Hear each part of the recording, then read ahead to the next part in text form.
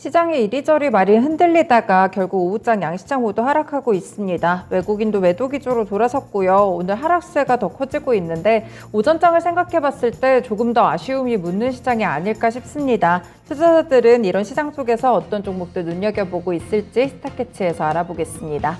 오늘은 증권통 조회상위 리스트부터 확인해 보시죠. 네, 현재 리스트 보시면요. 대체적으로 하락하는 리스트가 훨씬 더 많습니다. 일단 지수부터 확인해 보시면 1위에는 코스피 지수, 그리고 3위에는 코스닥 지수가 올라와 있는데요. 현재 코스피 지수 같은 경우에도 거의 1% 가깝게 하락하고 있고요. 코스닥 지수는 장중에 1%까지 오르기도 했었는데 현재는 1% 넘게 하락하는 이런 변동성 있는 차트가 형성되고 있습니다. 네, 이렇게 조금 좋지 않은 지수 분위기 속에서 2위에 있는 삼성전자 보시면요. 그래도 이 시장 대비해서는 어느 정도 보합권 정도로 버티고 있습니다. 일단은 외국인의 매수 기조도 약간은 들어오는 모습이 나오고는 있는데요. 매수 규모가 아주 크지는 않아가지고 이런 부분들은 좀 보시면서 끝까지 체크를 해보셔야겠습니다. 네, 4위부터는 일단 모멘텀이 있는 종목들이 많습니다. 대우조선해양부터 체크해 보시면요. 어제와 너무 분위기가 다르죠. 어제는 급등했었는데 오늘은 급락하는 종목입니다. 매각이 되는데 여러 우려 섞인 시각들도 나오고 있고요. 잠시 후 특징주에서 조금 더 자세히 소개를 해드릴게요. 네, 5위에는 카나리아 바이오가 있습니다. 그래도 이렇게 급등하는 종목들 바이오 쪽에서 하나씩 튀어나오는 이유는 바로 갖고 있는 모멘텀 덕분입니다. 카나리아 바이오 역시나 갖고 있는 모멘텀이 있는데요. 난소암의 치료제 임상 3상이 통과됐다는 소식과 더불어서 굉장히 어제장부터 크게 개별 모멘텀을 소화하고 있는 구간 속에 있습니다. 네, 두산 에너빌리티 보시면 어제는 8%대 급락으로 마쳤는데요. 일단은 외국인이 다시 한번 매수 기조로 돌아서게 되면서 두산 에너빌리티 현재 같은 경우에는 주가가 하락하고는 있습니다만 수급적인 부분들은 조금씩 분위기가 바뀌고 있다는 점 보시면 되겠습니다. 네, 고환율 수혜주로 꼽히는 자동차 관련 종목들 조금 살아남고 있죠. 오늘 같은 경우 현대차도 현재 강보합권으로 버텨주는 모습 나타나고 있고요. 자동차 쪽으로도 좀 체크를 해보시면 좋을 것 같아요. 네, 대형주들 가운데서 LG 에너지솔루션은 시장 분위기만큼 밀리고 있는 모습이고요. 이보다 더 하락하고 있는 부분이 시가총액 10위까지 추락한 카카오입니다. 네, 10거래일째 하락세가 이어지고 있어가지고 이 타격이 좀 큰데요. 금리 인상 이 기조 때문에 조금 더 눌림 현상이 심화되는 모습 나타나고 있습니다. 주가 회복까지는 조금 길이 좀 멀어 보인다는 그런 생각이 듭니다. 네, 10위에는 미국의 다우산업지수가 있는데요. 뉴욕 증시도 분위기 마찬가지로 좋지 않습니다. 계속해서 여는 총재들이 조금의 매파적인 발언들을 한 번 더 확인을 시켜주면서 여전히 금리 인상 기조가 바뀔 것 같다는 신호도 나오지 않고 있고요. 경기 침체 우려까지 더해지면서 글로벌 IB들의 시각 역시나 점차 낮아지는 모습입니다. 이런 보수적인 관점 속에서 미국의 다우산업지수 역시나 하락하는 흐름이었고요. 마찬가지로 나스닥이나 S&P 500 지수 같은 경우에도 밀리고 있고 특히나 다우산업지수 같은 경우에도 3만 선이 지금 깨지면서 조금씩 많이 하락하고 있는 모습 나타나고 있다는 점 특징이 되겠습니다. 네, 이렇게 조회상위 봤고요. 다음으로 관심상위 리스트 체크해 보겠습니다. 이쪽도 여전히 파란불이 조금 더 많습니다. 1위에는 조회상위도 있었지만 대우조선해양이 그래도 모멘텀 붙으면서 현재 하락하는 모습, 가장 관심상위 1위에 위치해 있는 모습이고요. 같이 보실 종목이 하나겠죠? 하나 같은 경우에는 대우조선해양과는 좀 다르게 시장 분위기를 소화하는 정도의 흐름 정도 가져가고 있습니다. 네, 그리고 한 가지 좀 관련 종목들이 관심상위 리스트에 많이 포진이 돼 있는데 바로 니켈 관련 키워드 보시면 되겠습니다. 2위에 STX, 그리고 3위에는 황금 ST, 그리고 아래쪽으로 내려가 보시면 10위에 EM플러스까지 현재 같이 체크가 되고 있는데요. 광산의 지분 가치가 부각되면서 STX 같은 경우에는 어제장 상한가 터치가 나오기도 했습니다. 최근에 니켈 관련해서 이런 2차전지 소재 쪽으로 주목도가 높아지고 있는데 일단은 오른 부분들 소화하면서 오늘은 세 종목 모두 급락세가 연출되고 있습니다. 네, 4위에는 카나리아 바이오 있고요. 이렇게 급등하는 종목들 위주로도 여전히 관심세가 높은데 5위에 보시면 오픈 엣지 테크놀로지가 있습니다. 새내기주도 이렇게 이름을 올리면서 오늘장 상한가 터치가 나오고 있다는 점도 특징이고요. 한 가지 섹터를 더 묶어보자면 채권 추심주들도 최근에 강세 흐름 기록하고 있습니다. 금리 인상 기조 때문이기도 한데요. 7위에는 푸른저축은행, 그리고 8위에는 SCI 평가정보가 있습니다. 나란히 오늘은 하락세 쪽으로 기울고 있는 모습 나타납니다.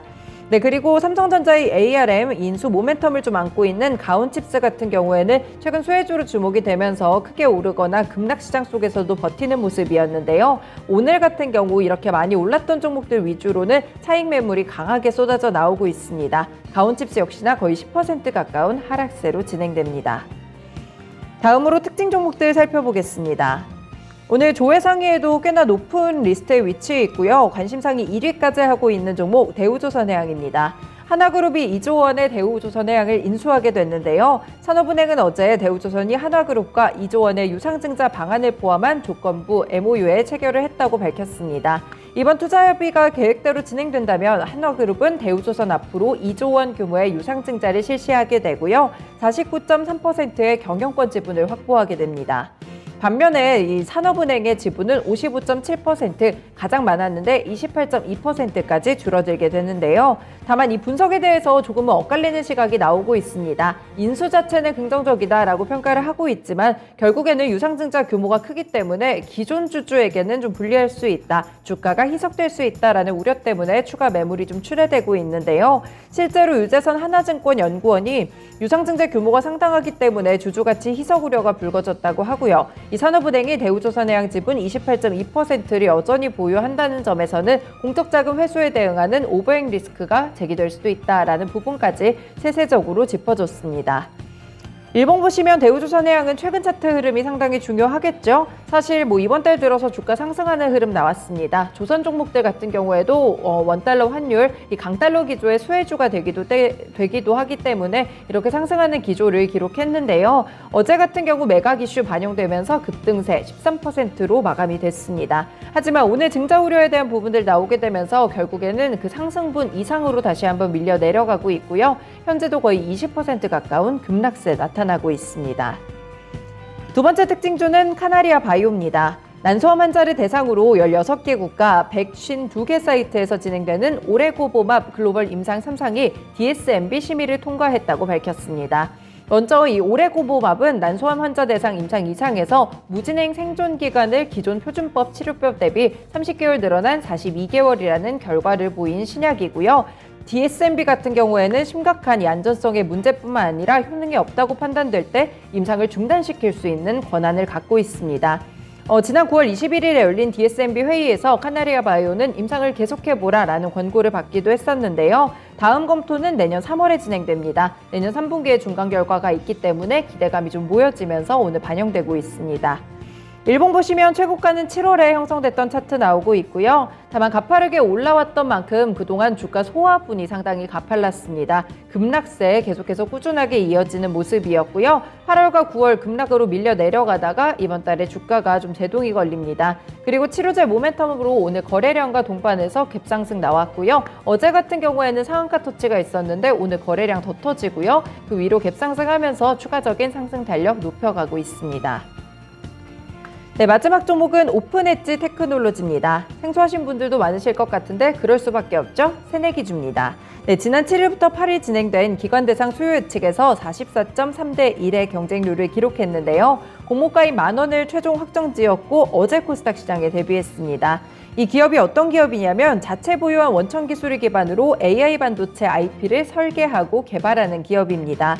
이 IP 같은 경우에 반도체 칩 설계의 뼈대 역할을 하는 도구인데요. 대부분의 반도체 IP 설계 기업의 영업이익률이 상당히 높습니다. 30에서 40% 정도에 달할 정도로 고부가 가치 산업으로 꼽히는데요. 글로벌 톱티어 팹리스 업체를 포함해서 현재 30건 이상의 라이선스 계약을 체결했고요. SK하이닉스 그리고 현대차가 전략적인 투자자로 참여를 했습니다.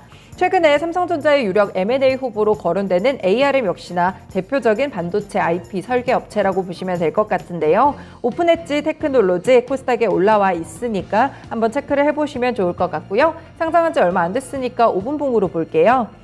네, 상장 이틀째입니다. 첫날은 지지부진한 주가 흐름 이어가면서 결국에는 이렇게 하락으로 거래를 마쳤는데요. 6% 정도 내림세 기록했고요. 하지만 오늘 다시 한번 상승하면서 출발하더니 장중에도 어느 정도의 상승세 유지를 했습니다. 그리고 12시 30분 구간 다시 한번 치솟게 되면서 현재 상한가 도달한 지점에서 계속 멈춰있는 모습 나타나고 있습니다.